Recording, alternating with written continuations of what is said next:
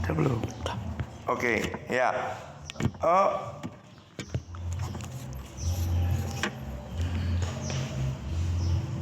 Dari hari apa waktu saya pergi ke Semarang untuk menengok seorang hamba Tuhan ini, mendoakan. Sambil nunggu mami waktu itu dia beli, mampir ke toko apa-apa, saya tunggu di mobil. Tadinya saya mau merem sebentar gitu ya, mau tidur, tapi gak bisa. Ingat ini loh, Lukas 5 ayat 37 sampai 39. Demikian juga tidak seorang pun mengisikan anggur yang baru ke dalam kantong kulit yang tua, karena jika demikian anggur yang baru akan mengoyakkan kantong itu dan anggur itu akan terbuang dan kantong itu pun hancur. Tapi anggur yang baru harus disimpan dalam kantong yang baru pula. Tidak seorang pun telah minum anggur tua ingin minum anggur yang baru, sebab ia akan berkata anggur yang tua itu baik. Jadi ini atasnya Tuhan Yesus itu sedang menjawab, karena orang Farisi berkata, ayat 33, murid-murid Yohanes berpuasa dan sembahyang, demikian juga murid orang Farisi, tapi murid-muridmu makan dan minum. Itu ya. Nanti ada lagi di atasnya itu, Yesus pergi keluar lalu ketemu dengan Lewi, itu ayat 27, dan kemudian mengadakan perjamuan besar untuk Tuhan Yesus di rumahnya, Lewi pemungut cukai, dan sejumlah besar pemungut cukai dan orang lain turut makan bersama-sama dengan dia.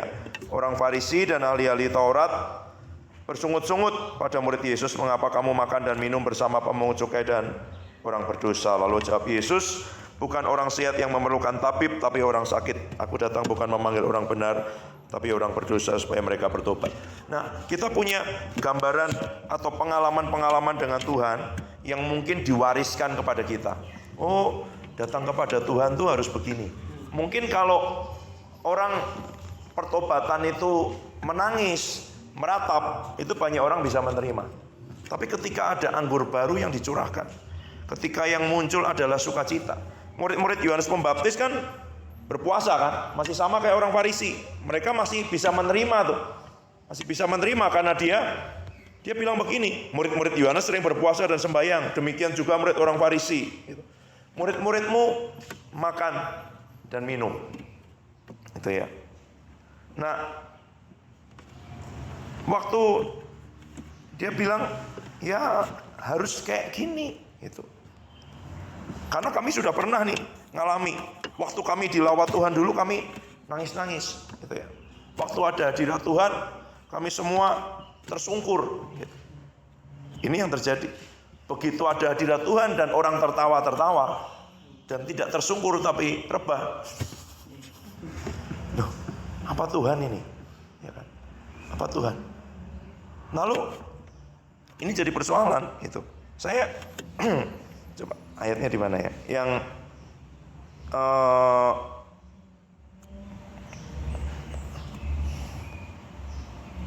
meniup seruling dan coba dibuka dulu. Kamu tidak menari ya. Matius 11 ayat 17, coba buka dulu. Lukas 7 apa bunyi? Lukas 7:32. Itu seumpama anak-anak yang duduk di pasar dan yang saling menyerukan, kami meniup seruling bagimu, tetapi kamu tidak menari. Kami menyanyikan di duka, tetapi kamu tidak menangis. Ya. Ya.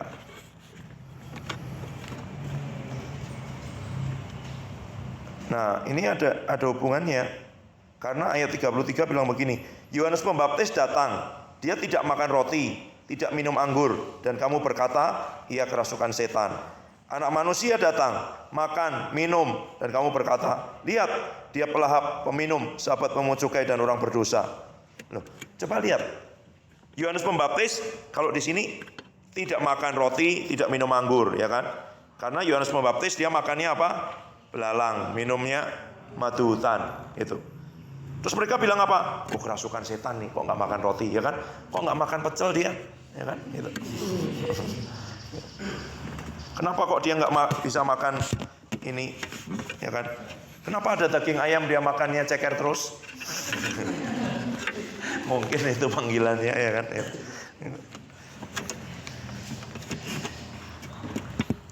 Tapi waktu Tuhan Yesus dia makan, saya makan semua. Semua berkaki 4 kecuali meja. Semua yang berenang kecuali kapal, ya kan? Gitu. Dan semua yang terbang kecuali pesawat saya makan. Gitu. Saya ingat waktu saya praktek dulu kembali bilang gini, kamu aja ya. Karena ketua youth-nya bilang gini, Pak, Bapak ini kok makan, Bapak dimakan gitu-gitu semua. Kamu aja ya. Kalau saya dapat izin dari Tuhan saya makan. Langsung dia diam. Kasihan. Nah, coba lihat gini. Ada yang niup seruling, harusnya kalau niup seruling itu kan nari ya kan, ini pesta sukacita gitu. Tapi dia juga nggak nari. Waktu ada yang menyanyikan kidung duka, meratap, tidak ikut menangis. Jadi apa mereka sebenarnya? Kamu berpikir bahwa harus seperti ini, harus seperti pengalamanku, harus seperti yang aku tahu. Itu yang mencegah, menghambat kita untuk kita bisa mengalami Tuhan lebih lagi. Karena kita pikir, sekarang nih, ini. Dulu kita mungkin nggak ngerti. Menyembah Tuhan itu berarti harus kayak gini nih, itu ya. Lagu-lagunya, itu. Kita ngomong mungkin praise and worship, itu ya. Itu. Harus ada alat musiknya lengkap, harus lagu-lagunya ya bersukacita atau nanti membuat kita menangis atau apapun lah gitu. Kita sudah punya pola, kita sudah punya pengalaman bahwa ya harus seperti itu gitu. Tapi ada kalanya enggak, hanya diajak diam dan kemudian Tuhan menjamah, melawat, membawa masuk ke dalam tempat-tempat rahasianya, kemudian kita dibawa dalam pengalaman-pengalaman pribadi yang kemudian ada yang tertawa-tertawa, ada yang lompat-lompat, ada yang nari-nari, ada yang muter-muter, ada yang lain bilang, loh kok kayak gini, sesat nih, ya kan? Gitu. Tapi waktu pujiannya nggak kayak gitu, waktu sorak-sorai, kamu juga gini aja, pegangan kursi di depannya, atau masukkan kantong atau begini, itu kan itu kayak gitu kan. Gitu. Nah sekarang kalau kita mau mengikuti gerakan Roh Tuhan, berani nggak kita mengikuti Dia? Sehingga ketika yang ada adalah seruling, ya kita menari. Yang ada adalah kidung duka, kita menangis. Jadi dia nggak tentu. Tapi persoalannya yang diomongin Tuhan Yesus ini loh. Waktu seruling yang ditiup, kamu nari nggak? Waktu dia berikan rohnya berupa sukacita, kamu ikut bersukacita nggak? Waktu yang dia berikan adalah roh pertobatan, kamu ikut bertobat nggak? Menangis nggak? Itu aja. Seringkali kita lebih melihat orang lain mengalami dan kita jadi penonton. Ini kan yang dialami orang Farisi kan, ya kan? Mereka kumpamakan dengan apa gitu loh. Ya saling berseru. Kami niup seruling, kamu tidak menari. Kami nyanyi kidung duka, kamu tidak menangis. Kamu mau yang mana sih? Yohanes Pembaptis jelas puasa, ya kan? Gitu. Nggak makan ini, nggak makan itu, semuanya hidup di padang gurun. Bilang kerasukan setan. Tuhan Yesus makan, minum, kesini ngobrol sama banyak orang. Pelahap, peminum, sahabat pemungut cukai dan orang berdosa, semua salah. Gitu. Nah ini kita harus berhati-hati, menjaga hati, membuka hati selebar-lebarnya, karena Tuhan itu tidak selalu sesuai dengan selera kita. Itu loh. Kalau Dia datang, Dia tidak selalu datang seperti yang kita mau. Ini yang terjadi dalam kegerakan-kegerakan. Orang akan bilang begini, kok cuma manifestasi? Kenapa isinya penglihatan-penglihatan? Orang dijamah, orang tertawa, orang tersungkur, orang menangis, orang kemudian macam-macam. Ya kan? Ada yang seperti setrum, ada yang gulung-gulung juga ada, rolling, jerking itu kayak pokoknya dia nggak bisa berhenti. Ada yang kepala, ada yang di perut, ada yang semuanya gitu. Nanti setelah ditanya kesaksian itu, ternyata mereka sedang dibawa ke masa lalunya, ke traumanya, ke pengalamannya yang kurang menyenangkan, ke pengalamannya yang menyakitkan. Dan Tuhan itu sedang membawa seperti tadi, ada yang dibawa lompat-lompat, ada yang dibawa nari, ada yang dibawa ke pantai, ada yang dibawa bercanda dengan Tuhan, dan itu memulihkan banyak hal. Itu memulihkan banyak hal. Yang kalau di konseling profesional itu bisa berapa sesi, dan satu sesi bayarnya mahal itu. Tuhan sedang memberi kepada kita diskon besar. Bukan berarti Kak Oce udah sekolah konseling nanti nggak ada bayarnya, ya kan? Ya dong, itu satu-satu menghabiskan waktu. Saya konseling karena kuliah itu aja satu sesi 250.000 50 menit, ya kan? Itu konseling yang kalau bukan pelayanan begitu nggak boleh loh, 1 juta mungkin satu sesi. Buat apa? Supaya ketemu apa akar persoalan dalam hidupmu. Kenapa kok begini ini belum berhasil, gagal? Ada akar persoalannya gitu. Sebab waktu dibawa Tuhan dengan tertawa-tawa begitu, ternyata akar persoalannya waktu kecil. Dia tidak punya hubungan yang baik dengan bapaknya. Dia tidak bisa percaya bahwa bapaknya itu kalau dicolek saus di pipinya nggak marah gitu ya. Malah dia semprot dari botol gitu. Kan tambah seru, semua jadi kayak wah gitu ya, gitu. Aku nggak marah kalau tomat mie, aku semprot mayones ya. Jadi itu loh. Kita yang mana itu? Kegerakan itu manifestasinya macam-macam. Kalau kita merindukan, ini sebentar. Anggur yang baru dengan kantong yang baru tadi ya. Nah, anggur yang baru itu gini. Saya nggak buat catatan, tapi saya kemarin sempat lihat beberapa. Anggur yang baru itu baru dalam waktu. Maksudnya dia baru difermentasi, baru diperas, difermentasi. Jadi barunya itu waktu. Tapi kantong yang barunya itu bukan waktu, tapi kualitas. Tinggal. Ada barang sudah lama, tapi kualitasnya masih baru, ya kan? Tapi ada barang baru, benar-benar baru. Nah, anggurnya ini anggur baru yang masih proses fermentasi terus. Fermentasi berarti kan dia mengembang, ya kan? Dia mengeluarkan gas, mengeluarkan banyak hal gitu. Dia masih bukan menetap. Jadi dia terus. Jadi kalau kita minta anggur yang baru gitu. Anggur baru tercurah. Ada yang baru tercurah, dan waktu yang baru tercurah itu dia akan ada gasnya, ada proses fermentasinya. Dia masih terus seperti bergejolak begitu. Dia bisa mengembang. Nah, kantongnya, wadahnya, kalau dia wadahnya yang lama, karena kantong anggur zaman dulu itu dari ini loh, isi perut hewan, unta atau apa binatang begitu, sehingga kalau dia sudah tidak baru kualitasnya, dia sudah keras. Ya, waktu diisi sesuatu yang baru yang masih berkembang, dia kan akan mengembang nekan begini. Waktu dia sudah kayak udah nggak elastis gitu ya, dia akan pecah kan. Dan apa yang terjadi? 1, kantongnya rusak, 2, anggurnya terbuang. Gitu. Apakah Tuhan tidak mau mencurahkan, gitu ya, kepada semua misalnya orang-orang percaya, gerejanya? Mau, tapi dia tahu kalau ini aku kasih anggur baru, anggurnya terbuang, kantongnya juga pecah, gitu loh. Karena dia sudah nggak elastis lagi, gitu. Tidak ada yang salah dengan pengakuan iman rasuli, dengan semua liturgi. Dengan itu semua, nggak ada yang salah. Saya membaca kesaksian yang luar biasa, satu gereja Anglikan di Inggris. Waktu John Wimber yang dari Vineyard itu datang, dan kemudian mereka mengalami lawatan Roh Kudus luar biasa. Gereja itu minggu demi minggu tetap dengan menggunakan liturgi gereja Anglikan Protestan seperti biasa. Ada pengakuan iman rasuli, ada semua lagu-lagu himne dinyanyikan, tapi dengan spirit yang berbeda. Mengundang Roh Kudus hadir, minta dia memimpin dan semuanya. Dan ternyata setelah kemudian selesai dari ibadah, ada orang-orang sakit didoakan dan mereka sembuh. Dan kemudian orang-orang datang dari mana-mana, dan setelah itu mereka mengutus sangat banyak orang pergi keluar untuk bermisi. Gitu. Jadi, tapi kan itu kantongnya diperbarui ya. Mereka bisa menerima pekerjaan Roh Kudus bekerja, ngerti spiritnya. Loh, coba gini. Coba kalau kalian perhatikan lagu-lagu himne. Itu pasti kalau yang lengkap ya, minimal 3 bait, biasanya 5 itu ya. Itu cerita itu lengkap sekali. Setiap bait itu dari apa? Mulai dari kejadian sampai wahyu. Mulai dari penciptaan, kejatuhan dalam dosa, penebusan Tuhan Yesus, kehidupan orang percaya dan kedatangannya dengan 2 kali. Coba lihat rata-rata itu ada unsur itu gitu loh. Tuhan, aku ini berdosa tapi Engkau menebus hidupku, ya.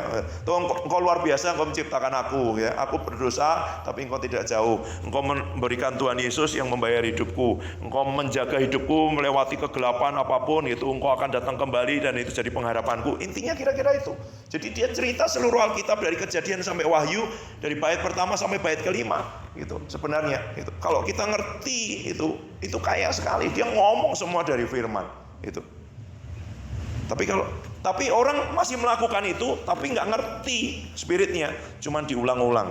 Nah, saya mau ajak kita baca Roma 8. Saya ketemu terjemahan The Passion Translation, bagus sekali. Biasanya terjemahannya The Message ya, tapi ini Roma 8 ayat 14 mulai. Saya baca sebentar.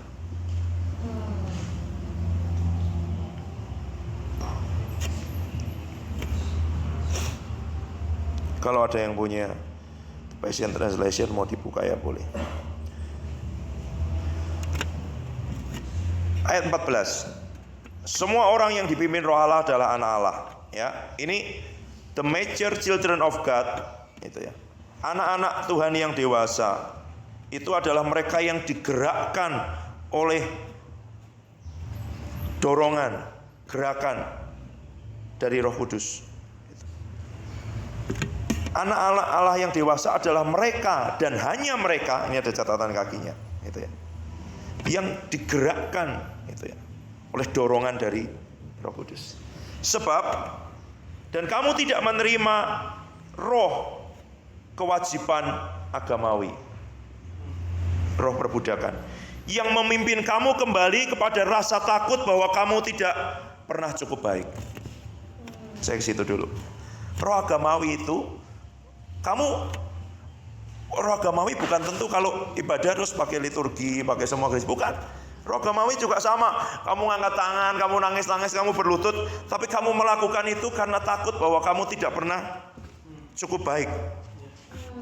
Kamu diliputi ketakutan bahwa kalau aku nggak nangis-nangis, kalau aku nggak baca Al-Firman, kalau aku tidak menyembah, kalau aku tidak bersuara dengan keras, apa Tuhan akan menerima aku ya? Gitu ya. Apa penyembahanku diterima ya? Itu roh agamawi, roh kewajiban agamawi, roh perbudakan, dia bilangnya.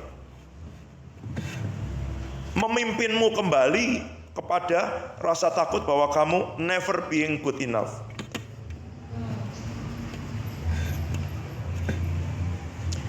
Tetapi kamu telah menerima roh nih, yang menjadikan kamu anak Allah. Nah, Passion Translation terjemahin ini.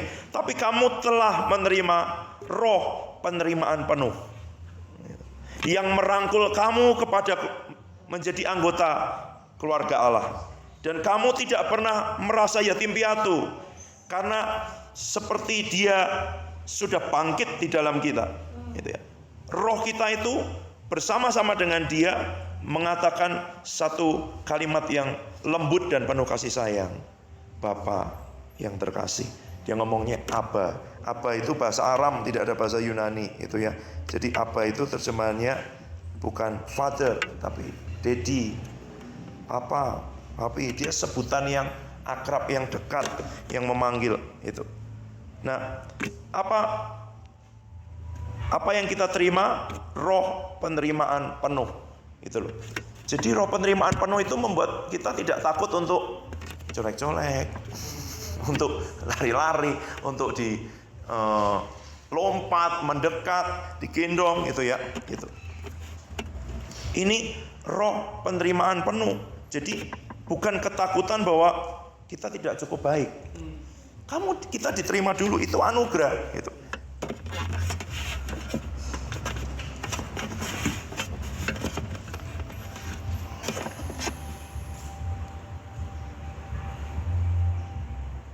Ini ya, saya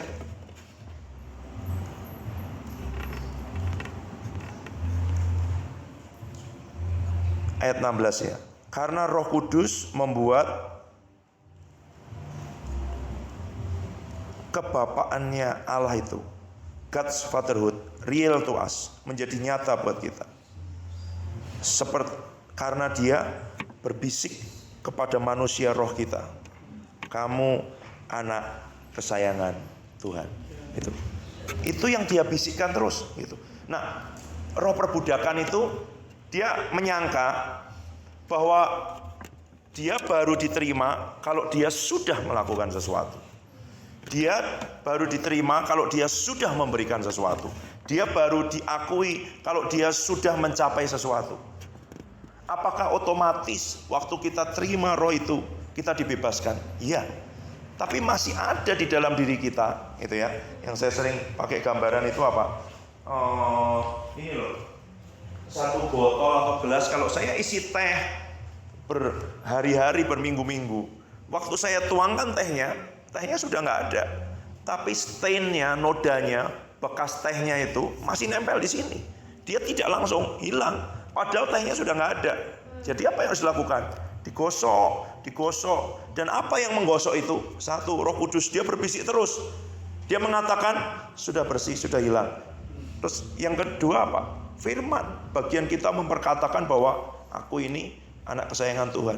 Aku tidak perlu melakukan apapun untuk diterima. Nah, nanti banyak orang miss di sini. Gitu ya. Oke. Ya kan? Statementnya kayak gini. Coba dengar ini. Nanti ada banyak yang ngomongin.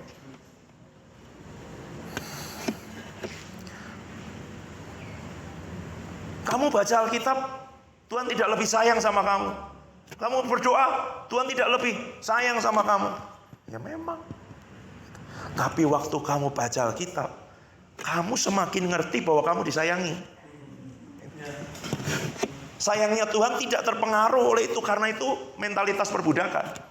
Tapi kamu ngerti bahwa kamu disayangi itu menghapuskan noda-noda itu, membuat kamu bisa nerima. Itu wadah, gitu loh. Kamu berdoa, Tuhan gak lebih sayang sama kamu. Iya, tapi waktu kamu berdoa, Tuhan itu kayak Pak Adi bilang gitu ya. Ini kayak gini loh. Coba lihat, Pak Adi bilang, orang waktu masih pacaran, kata Pak Adi, kalau naik mobil, ya, yang laki di sini dia sambil nyopir gitu ya, yang perempuan di sana tapi dia dekat-dekat gitu. Dia dekat-dekat. Katanya waktu sudah menikah sekian puluh tahun, dia duduknya di ujung sana, di ujung sini. Terus istrinya komplain sama suaminya, Pak, kamu kok sekarang nggak kayak dulu lagi waktu kita pacaran. Suaminya, dari dulu aku di sini. Ya, dia nggak berubah. Tuhan itu tidak menjauh. Ada lagu yang gitu kan. Aku jauh, engkau jauh. Ya, gimana Pak Trio masih tahu lagu itu ya? Itu lagu-lagu nanti kalau menjelang bulan puasa kan pasti dinyanyikan gitu. Aku dekat, engkau dekat. Lagu lama dari Bimbo. Aku jauh, engkau jauh. Aku dekat, engkau dekat. Tuhan kita nggak begitu, ya kan? Jauh dekat 3.000. Itu angkotnya. 5.000 sekarang ya. Jauh dekat. Bukan. Maksudnya dia tetap di situ, gitu loh. Kita menjauh atau mendekat. Nah, waktu kita berdoa, kita sedang mendekat, membuka diri lebih besar. Bahasanya Pak Adi itu, kasihnya Tuhan sempurna diberikan kepada kita. Gitu. Hati kita buka seberapa. Kenapa ada yang terima lebih? Bukan karena dia beri, beda-beda. Kita buka seberapa. Nah, waktu kita baca firman terus, merenungkan, waktu kita berdoa, menyembah, waktu kita sungguh-sungguh, waktu kita memberikan lebih, itu kita membuka hati lebih besar. Gitu. Waktu itu kita membuat landasan, gitu ya. Ya, dia mau mendaratkan pesawat Hercules atau Boeing 747, tapi landasannya cuma tanah liat, cuma bisa pesawat baling-baling. Gitu. Apakah Tuhan tidak mau memberi itu? Enggak. Bahwa bandara internasional itu biayanya lebih tinggi, operasional lebih tinggi, iya, gitu. Ya. Nah, kami bandara perintis saja ada rumput, yang penting nanti Indomie juga bisa turun 2 karton, ya udah, gitu kan, gitu. Kan bukan salah Tuhan, gitu. Bukan, gitu. Saya mau kasih ini turun dari situ. Kalau pesawat Hercules kan bisa ngangkut traktor, bisa ngangkut truk, bisa ngangkut apa, alat-alat pertanian, gitu. Aku mau kamu punya ladang gandum, sehingga nanti ladang itu bisa gitu kamu bangun itu semua. Ya, Indomie 3 kardus cukup lah. Sudah. Tidak, memang yang kita lakukan tidak membuat itu ya, kasihnya tidak mempengaruhi. Kalau itu mempengaruhi berarti kita perbudakan dong. Ya kan? Aku lakukan ini supaya aku diterima. Bukan, kita lakukan sesuatu bukan supaya kita diterima. Sudah diterima. Kita lakukan sesuatu, ya kan? Gitu. supaya kita menerima lebih besar, supaya hati kita ini percaya, sinkron. Kalau dulu saya beberapa waktu ngomong itu ya, apa penghambatnya? Di jiwa. Jiwa kita ini ada namanya mentalitas perbudakan. Itu loh. Nggak bisa langsung percaya bahwa kita sudah dibebaskan, dan itu terjadi dengan bangsa Israel. Sudah dibebaskan belum? Sudah, dalam 1 hari. Tuhan bilang begitu ya, aku membawa Israel keluar dari Mesir, tapi selama berpuluh-puluh tahun di padang gurun. Yang diingat-ingat Mesir, bukan pembebasannya Tuhan. Padahal waktu di Mesir teriak-teriak sama Tuhan, ya kan? Wah, menangis, dan itu yang membuat Tuhan membebaskan. Tapi waktu sudah dibebaskan, ingatnya ke Mesir. Apakah mereka belum bebas? Sudah, gitu ya. Sudah. Gitu. Kenapa kok masih ingat Mesir? Karena memang ada antara Mesir dengan tanah perjanjian itu padang gurun. Ada masa-masa di mana Tuhan ingin mempersiapkan mereka, gitu ya. Apakah Tuhan iseng dibawa ke padang gurun? Kan bukan. Seharusnya kalau mereka siap berperang itu 3 bulan. Tapi karena belum siap, nunggu masih muter 2 tahun, disiapin Tuhan loh. Jadi itu 2 tahun kira-kira sampai mereka mengeluh dan Tuhan bilang kamu semua akan mati di padang gurun. Yang harusnya kalau mereka langsung masuk ke Kanaan itu 3 bulan, 2,5 bulan kalau dihitung jarak itu ya langsung masuk. Tapi kan Tuhan bilang, wah nanti jangan-jangan nggak siap itu semua. Itu karena dia ngerti mentalitasnya. Udah, tapi sudah bebas belum sebenarnya? Sudah. Dan Tuhan bilang begini, ayatnya nanti cari sendiri ya. Ini pasukanku yang aku bawa keluar dari. Pasukan mana? Budak loh, 430 tahun loh. Tapi Tuhan bilang ini pasukanku. Loh, jadi Tuhan melihatnya bukan budak gitu. Tapi mentalitasnya masih ingatnya timun, bawang prei, semangka gitu kan. Ya, dia ingat rujak, ingat martabak gitu. Loh, ini kenyataannya. Apakah belum bebas? Sudah.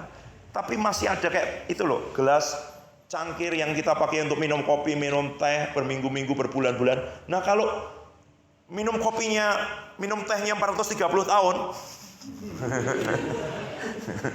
sudah dituang loh, ya kan? Botol itu buat minum kopi, aduh kita udah cuci, baunya tetap nempel loh. Termos saya pernah itu satu, termos saya buat minum kopi, nggak hilang-hilang. Saya udah ganti minum teh, minum air putih rasa kopi.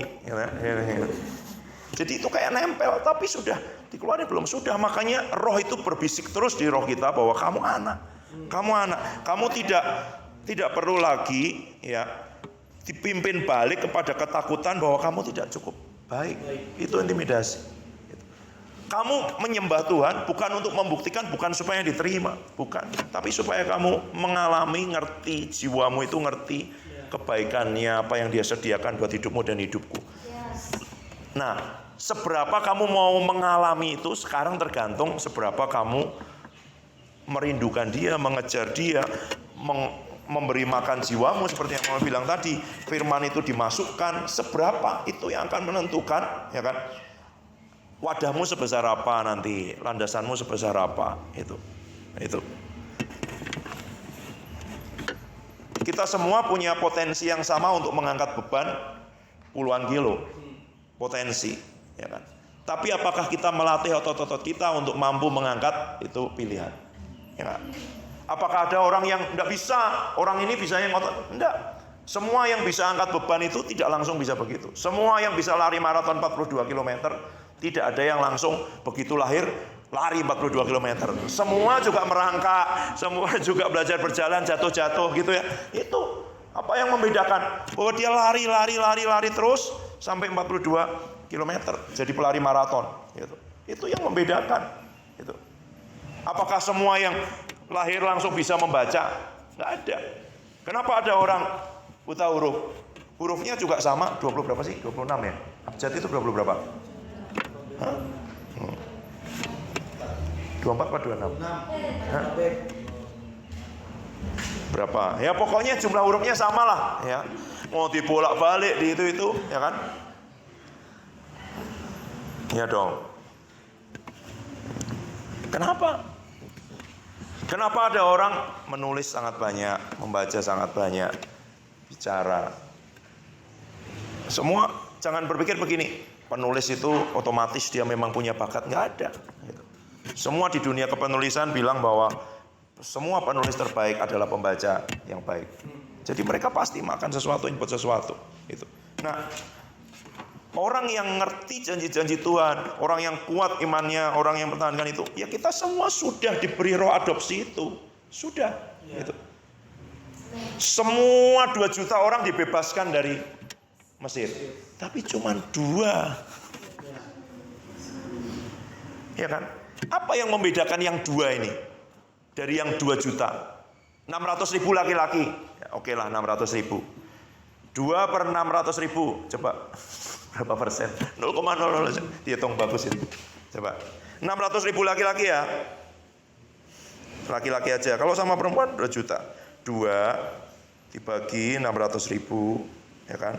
Kali 100. 0,0003333 persen. Kalau dibanding para pemimpin itu 2 per 12, ya kan? 1/6. 1 dari setiap 6 itu memilih untuk percaya, memilih untuk menguatkan kepercayaannya, memilih untuk melihat janji Tuhan dibanding dengan kenyataan-kenyataan. Itu aja. Itu. Apakah mereka tidak dibebaskan dari tanah Mesir? Tidak dibebaskan dari perbudakan? Dibebaskan. Gitu. Kita semua kan sudah kan? Saya kemarin sampai bayangin ya. King Charles, Raja Inggris yang baru, jalan-jalan ke pasar Getasan. Dan dia melihat Famous.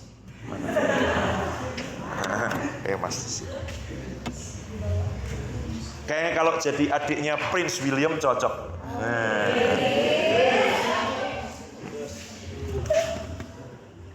Dia langsung bilang, son.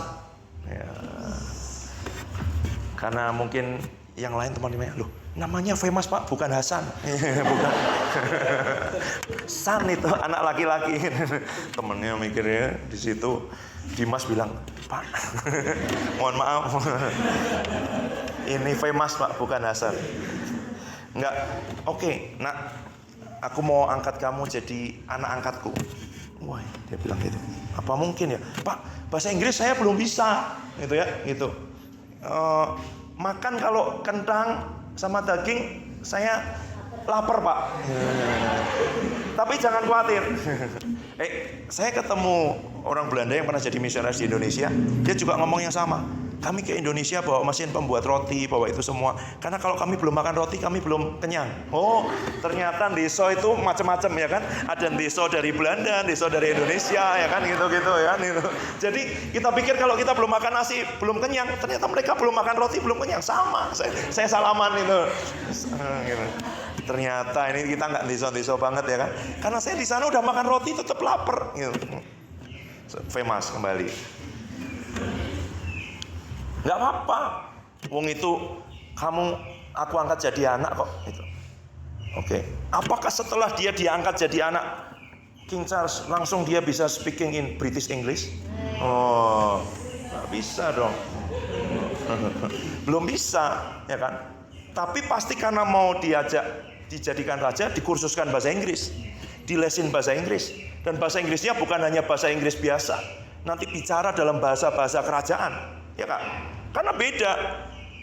Dadah-dadahnya orang kerajaan aja beda. Coba lihat ya kan. Woi guys, nggak ada. Nggak. Dia pasti elegan ya kan gitu. Kerajaan, gitu. Dia kan, dia ngomongnya aja elegan. Cara bicaranya, iya. Coba lihat nanti bagaimana keluarga kerajaan itu ketika konferensi pers ngomong dengan itu, menyambut waktu Ratu Elizabeth meninggal itu kan mereka ketemu orang semua di jalan itu ya, nyalam-nyalamin gitu ya, gitu-gitu semua itu. Itu manners, diajari attitude bagaimana kamu bersikap bertindak sebagai anggota keluarga kerajaan. Apakah otomatis bisa? Belum. Dia bilang, waduh, ini kok nggak ada daun singkong sama sambal kecombrang ini. Belum di Inggris serai 2 batang aja mahal banget. Kemarin waktu Kak Mega nyariin ngambilin itu 15 batang, tak minta 10, 15 ya Meg. Oh, dia kasih 20, luar biasa. Dan gede-gede banget serainya. Padahal kalau di Inggris serai 2 batang itu kalau kita beli di supermarket itu berapa ya? Nggak sampai sekitar berapa? 75 ada. Iya, hampir 20.000 loh, 15.000. 2 batang, 1 batang 7.500 kali 20 kemarin. Wah, luar biasa.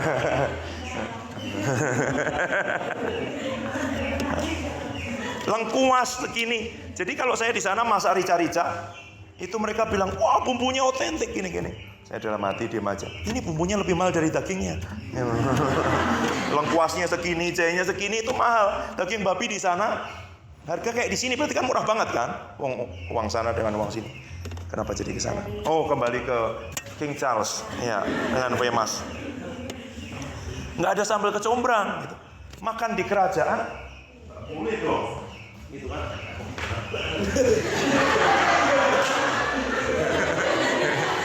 Meskipun itu nikmat ya kan, gitu. Wah, gitu. Atau lesehan di dekat pos satpamnya Pak Ade, nggak bisa gitu. Kamu anggota keluarga kerajaan Inggris gitu. Sendok, nggak ada sendok. Garpu, sendok untuk makan sup ya kan. Sendok, garpu, sendoknya kalau itu beberapa macam untuk makan sup, untuk makan apa dessert nanti makan penutup itu ada sendok ukuran-ukuran beberapa macam gitu. Garpu gitu. Ini harus dikasih celemek, makannya itu potong dulu satu gitu. Gini nggak boleh ya kan, gitu. Nggak bisa pakai tangan. Anggota keluarga kerajaan. Gitu. Tapi kalau dia bilang, waduh, kayaknya, aduh, masakan Kak Rida lebih enak nih. Dia dibawa ke Inggris kan, gitu. Dipersiapkan seperti Esther sedang dipersiapkan oleh Hegai kan. Dia dari seorang perempuan biasa mau jadikan calon permaisuri. Direndam 6 bulan. Direndam minyak itu 6 bulan gitu. Bayangin, digosok itu bukan hanya direndam. Yang pertama digosokkan minyak mur itu untuk menghilangkan semua bekas luka, apapun semua steril itu kayak itu, antiseptik. 6 bulan gitu. Setiap hari karena mau jadi permaisuri gitu. Anggota keluarga kerajaan. Ya pokoknya inilah gitu. Enggak, loh, kalau kita nggak mau belajar, nggak mau menyesuaikan itu, kamu sudah diangkat anak. Tapi kamu betul-betul jadi anak nggak? Bisa betul-betul jadi anak nggak? Oke, karena anak itu punya pengertian begini. Nih ya, anak yang dewasa ini ya, kalau perjanjian, kalau di waktu itu budaya Yahudi, itu bapaknya akan pergi ke alun-alun. Dia akan bawa anaknya dan umumkan, ini anakku yang sah, sudah dewasa. Maksudnya apa? Waktu orang berurusan dengan anak itu, dia seperti berurusan dengan bapaknya. Jadi dia punya hak mewakili aku dalam bisnis, dalam apapun itu semua. Ya kan? Waktu King Charles diundang Pak Jokowi nggak bisa datang, dia kan kirim Prince Famous. Kalau dia sudah siap, gitu ya. Kalau ngomongnya masih, ya, bahasa Inggrisnya yes no. Yang nggak akan dikirim lah, ya kan? Gitu. Karena apa yang dia katakan, apa yang dia lakukan itu mewakili kerajaan Inggris, ya kan? Gitu.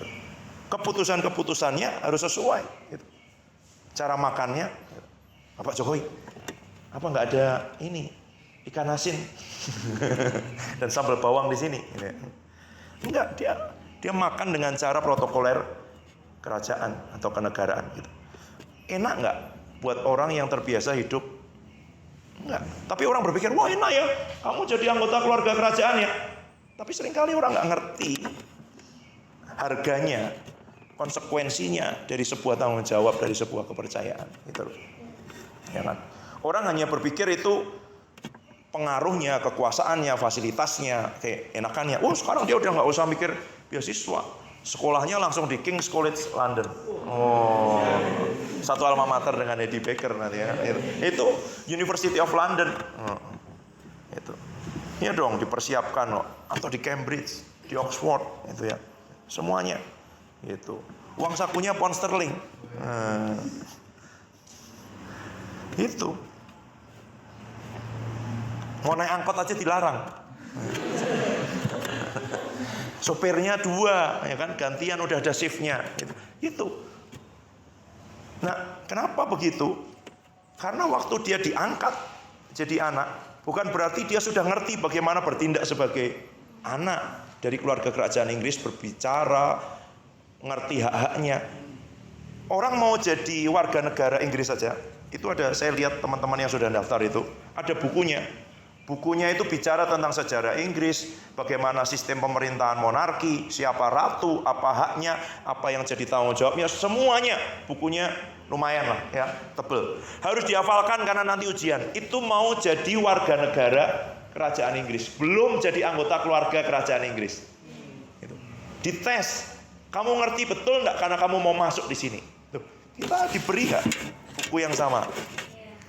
Jadi anggota keluarga kerajaan surga, gitu. Bukan hanya jadi warga. Saya lumayan di Inggris jadi pengemis-pengemis ya lumayan lah asal di Inggris gitu ya boleh. Karena di Inggris pun pengemis bisa bahasa Inggris. Agak berat kan sainganmu ya kan. Semua saya lihat baca buku tebel-tebel di pinggir jalan. Entah novel, entah apa, bahasa Inggris. Wow, ini kalau di Indonesia udah jadi native speaker kan, ngajar di kursus-kursus bahasa Inggris 15 juta 1 bulan ya kan gitu. Tapi karena di Inggris pengemis saja ngomong bahasa Inggris. Anak kecil-kecil udah pintar bahasa Inggris. Ya kan? Orang-orang tua bisa bahasa Inggris semua. Yang di Inggris ya kan. Ya kan? Tapi kita mau dimasukkan ke situ gitu loh. Loh kan dia bisa ngambil di mana-mana. Kenapa kok dia ngambil kita? Kan sama kayak gitu. Tuhan, gitu loh. Dia mau ngambil kita, waktu diambil kita ini tidak memenuhi kualifikasi, tidak memenuhi syarat gitu. Tapi kamu jangan takut. Roh itu tidak begini. Wah, aku belum bisa bahasa Inggris, aku belum cukup. Bukan, kamu diterima. Sekarang kamu menyesuaikan diri dengan statusmu yang baru. Itu sebenarnya anugerah. Kamu dimampukan. Aku tidak bisa bahasa Inggris, aku kasih guru bahasa Inggris. Aku belum bisa makan ini, kita adaptasi dengan itu semua. Itu kan sekarang yang kita terjadi, ya kan?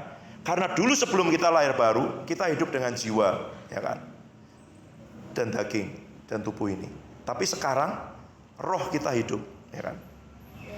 Kita ini manusia roh, punya jiwa, punya pikiran, perasaan, kehendak, dan tinggal di dalam daging tubuh. Itu. Jadi apa yang utama? Roh, itu loh.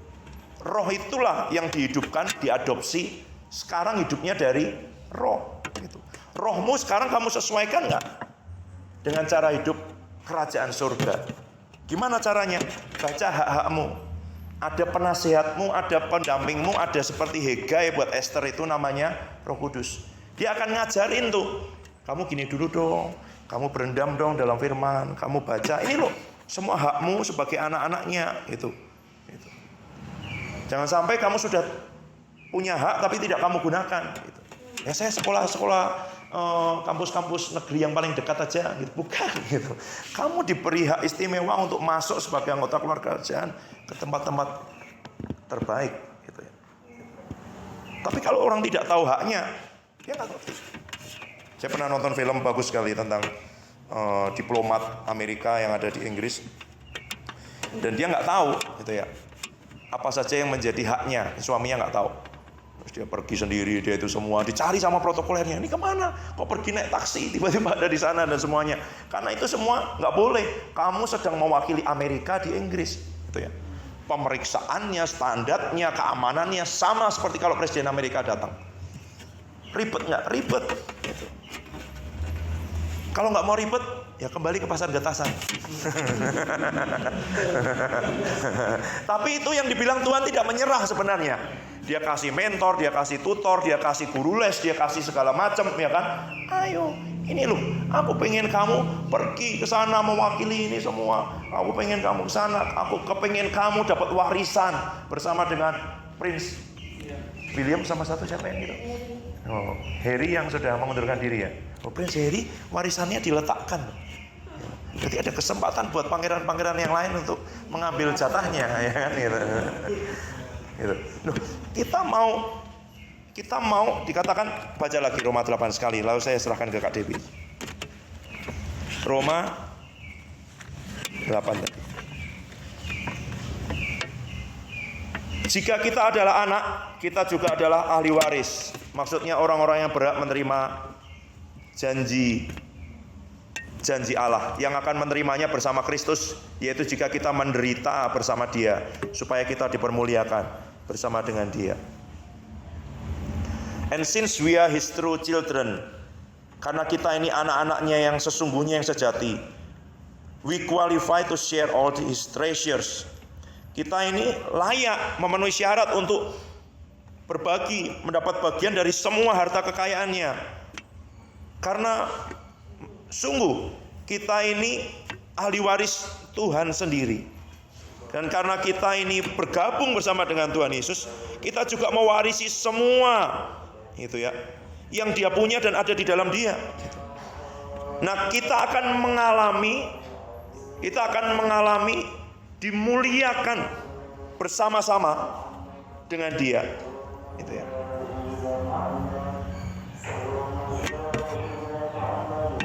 Jadi seperti kemuliaannya itu jadi kemuliaan kita, demikian juga penderitaannya jadi penderitaan kita. Dia ngomongnya bagus. Dia bukan kita menderita, bukan. Tuhan mau kita mengambil bagian dalam kemuliaan yang disediakan buat Tuhan Yesus bersama-sama dengan Tuhan Yesus. Tapi untuk mengambil bagian dalam kemuliaan itu, Tuhan Yesus taat sampai mati di atas kayu salib. Matinya bukan untuk membuktikan diri supaya aku diterima jadi anak, supaya Bapak itu nerima aku. Itu roh perbudakan. Karena sebelum Dia melakukan apa-apa, langit terbuka, ini anakku yang kukasih. Dan itu dasarnya. Aku anak kesayangan Tuhan, aku anak kesayangan Tuhan, aku anak kesayangan Tuhan. Itu suara paling penting yang nanti Roh Kudus juga berbisik di dalam hati kita. Kamu anak kesayangan Tuhan. You are God's beloved sons and daughter. Kamu anak laki-laki dan anak perempuan kesayangan Tuhan. Ini dasar, karena nanti kita bisa melakukan banyak hal, tapi rohnya masih roh yatim piatu, rohnya masih roh perbudakan. Kita masih takut, wah jangan-jangan nanti aku tidak diterima ya, nanti Tuhan tidak senang ya. Bukan. Favor, kemurahan, perkenanan, tanggung jawab tentu diberikan kepada siapa yang bisa diberi tanggung jawab. Tapi itu bukan terkait dengan jadi anak, bukan dengan diterima, bukan. Jadi nanti kalau kita menyembah, kita berdoa, kita melayani, kita melakukan dengan sungguh-sungguh, bahkan kita mau membayar harganya, dikatakan gini, Tuhan, ya, karena kita mau mengambil apa yang Tuhan sediakan buat kita. Itu caranya, itu jalannya, itu wadahnya. Jadi dari pihak Tuhan Dia mau mencurahkan, kamu punya apa? Gitu loh. Apakah Tuhan bilang, oh, enggak apa-apa, kamu dapatnya 1 gelas saja? Bukan. Dia mencurahkan seperti hujan itu loh. Hujan, orang punya ember ya dia dapat air 1 ember. Hujan bendungan ya akan penuh 1 bendungan itu, ya kan? Hujannya 3 hari 3 malam nggak berhenti. Kalau dia cuma punya ember, banjir. Dia punya bendungan, dia akan punya persediaan ketika hujan nggak turun. Gitu. Beli ember sama bikin bendungan mahal mana? Ya dong. Bikin bendungan harus digali, harus bikin fondasi, harus itu semua. Mahal nggak? Mahal. Itu. Ember kita semua punya di asrama. Bendungan? Itu harganya. Untuk menampung apa yang Tuhan sediakan, untuk menerima apa yang Tuhan beri. Warisan itu supaya kita dipercaya. Gitu. Kita bisa didapati dipercaya nggak dengan hal yang Tuhan percayakan buat kita untuk dilakukan melayani. Gitu. Hak, yes. Anak pasti, dan kita harus diingatkan terus. Untuk itu aja harus diingatkan terus. Nanti itu bicara lagi. Kalau masih ingat yang di Maleaki itu, anak yang melayani. Ya, ada anak yang, ya dia enggak. Ya pokoknya ginilah, enaklah jadi anggota keluarga kerajaan, makan yang nggak bayar, ini nggak mikir semuanya itu. Apakah nanti dia akan percayakan itu? Tahta, tanggung jawab, mewakili negara, mewakili kerajaan, pergi ke sana ke sini. Nggak bisa. Tapi apakah dia tidak anak? Ya anak. Gitu. Tapi dia tidak bisa diberi tanggung jawab dan kepercayaan.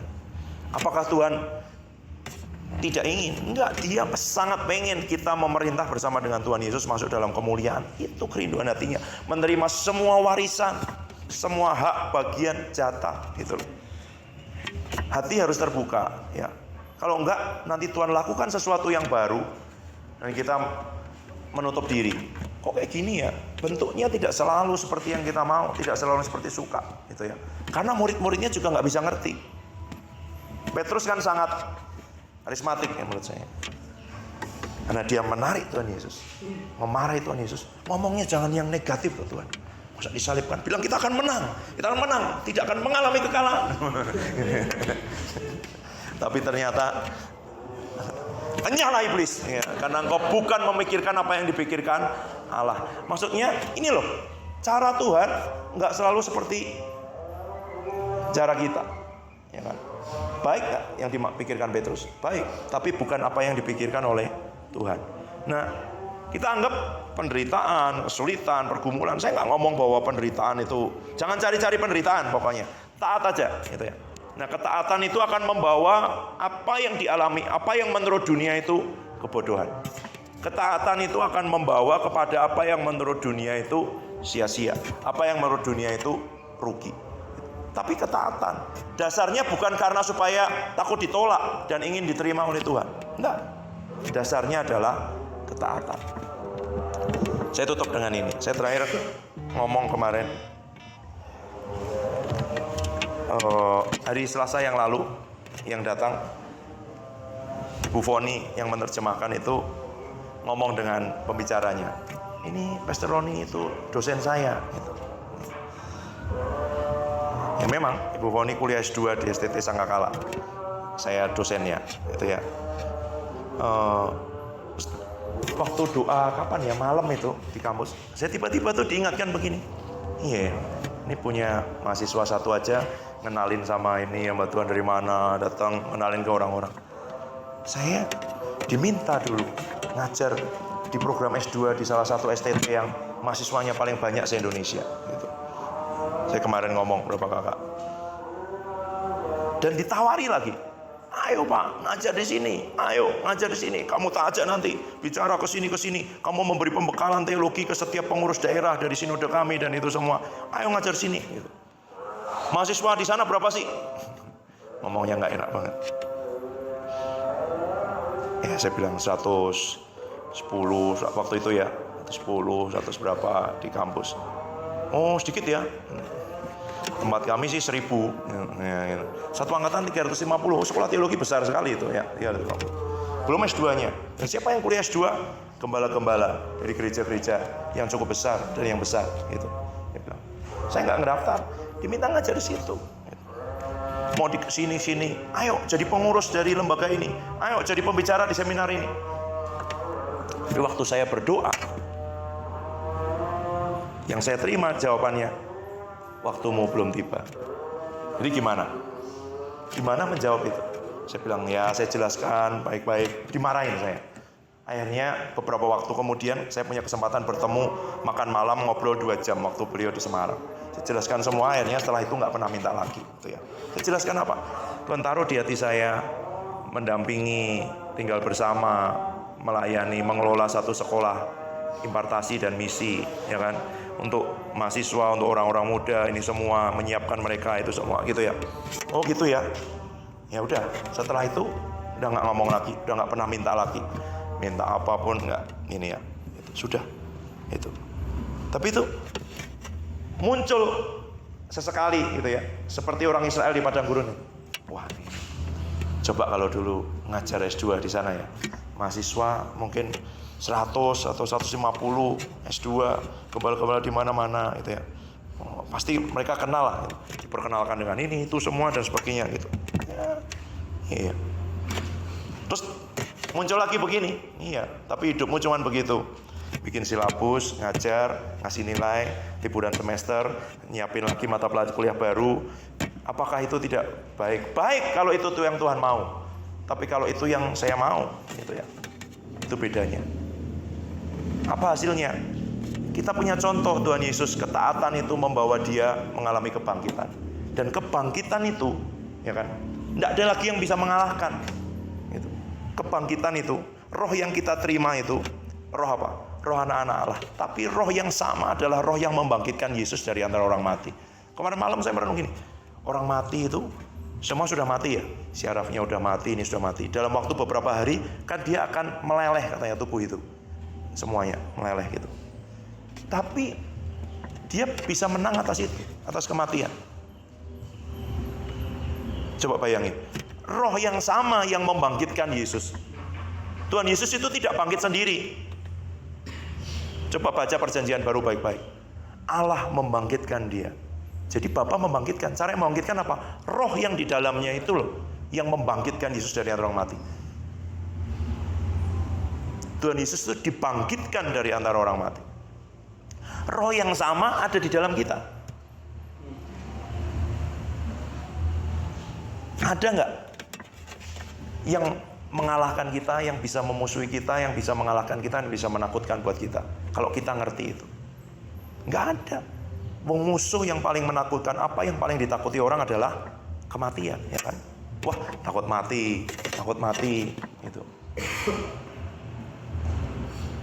Tapi waktu sudah mati, ada rohnya akan menghidupkan kita. Ya. Berarti harusnya dia dahsyat sekali. Itu jadi rema besar. Saya masih ingat sekitar 4 atau 5 tahun yang lalu. Sudah di STT Sangkakala. Roh yang membangkitkan Yesus dari antara orang mati. Iya ya. Roh yang sama ada di dalam kita. Oh. Sedangkan orang sakit pendarahan menjamah jubahnya aja ada kuasa yang keluar, langsung berhenti, langsung sembuh. Orang yang buta langsung melihat. 5 roti 2 ikan berlipat kali ganda untuk makan 5.000 orang dan sisa. Roh yang sama. Itu. Roh yang sama ada di dalam kita. Dan itu roh anak. Roh yang berarti kamu punya hak, punya. Tapi kenapa itu belum terjadi dalam hidup kita? Kita kan merindukan apa sih? Revival kan, kebangkitan, kebangunan. Gitu. Sederhana. Gitu. Kita merindukan kebangkitan, tapi kita tidak mau kematian. Ya dong. Kita merindukan kebangkitan. Bangkitan terjadi. Gitu. Yang bangkit itu yang mati. Kalau sakit itu sembuh, bukan bangkit. Gitu. Kalau miskin itu diberkati, kaya. Gitu. Kalau lapar itu kenyang. Kalau haus itu. Siapa yang bangkit? Yang mati. Kamu mau melihat kebangkitan terjadi? Kamu melihat apa terjadi? Ya mati. Apakah Tuhan pengen kita mati? Tuhan pengen kita bangkit. Karena waktu bangkit, ya enggak? Dia bisa makan ikan tapi bisa tembus tembok. Ya. Dia pengen kebangkitan terjadi dalam hidup kita. Dia pengen kita mengalami kuasa kebangkitan itu. Yang ku kehendaki ialah mengenal Dia dan kuasa kebangkitannya dan persekutuan dalam penderitaannya. Ini nggak bisa hilang. Kalau ada orang ngomong kita nggak perlu menderita, nggak perlu itu. Ya kamu tidak akan mengalami. Makanya yang dialami, yang dikenal siapa? Dia pribadi punya keintiman, ngerti. Oh dia Bapak, dia Juru Selamat, dia ini dalam hidupku. Kuasa kebangkitan, power. Kita semua mau mengalami kuasa kebangkitan. Ada yang nggak mau mengalami bahwa semua jumlah angka di rekeningmu akan ditambah nolnya 1. Kuasa kebangkitan, ya kan? Semua akan dilipat gandakan dalam hidupmu, semua ajaib akan terjadi, mau. Tapi juga ada persekutuan dalam penderitaannya. Gitu. Bukan supaya kita menderita, bukan. Ketaatan itu supaya apa? Kita menerima warisan dan dipermuliakan bersama dengan Tuhan Yesus. Dewi.